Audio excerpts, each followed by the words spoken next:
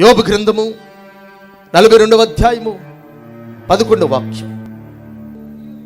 మరియు యోబు తన స్నేహితుల నిమిత్తం ప్రార్థన చేసినప్పుడు యెహోవా అతని క్షేమ స్థితిని మరలా అతనికి దయచేసిన. ఎప్పుడో తెలిసిన తన స్నేహితుల కొరకు ప్రార్థన చేసినప్పుడు యోబు తన స్నేహితుల కొరకు ప్రార్థిస్తున్నాడు. బాధ పెట్టిన స్నేహితుల కొరకు. అంటే ఏం చేస్తుంటాడు? వారు పెట్టిన బాధను మరచి. కొంతమంది అంటారు, ఇదిగో నువ్వు అన్న మాట ఇంకా నా డొక్కలో మెదులుతానే ఉంది.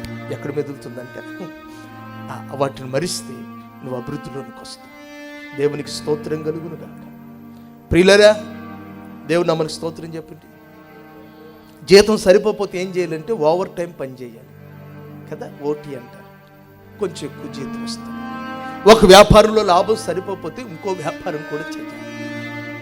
మరి దేవుని దగ్గర నీవు రెండంతల ఆశీర్వాదం, అయ్యా ఇప్పుడు వచ్చేది నాకు సరిపోవట్లేదంటే నువ్వేం చేయాలంటే నిన్ను బాధ పెట్టిన వారిని మరచి వారి కోసం ప్రార్థన చేస్తే ప్రభు నీకు ఇప్పుడు ఉన్న దానికంటే రెండంతలు ఇస్తాడు.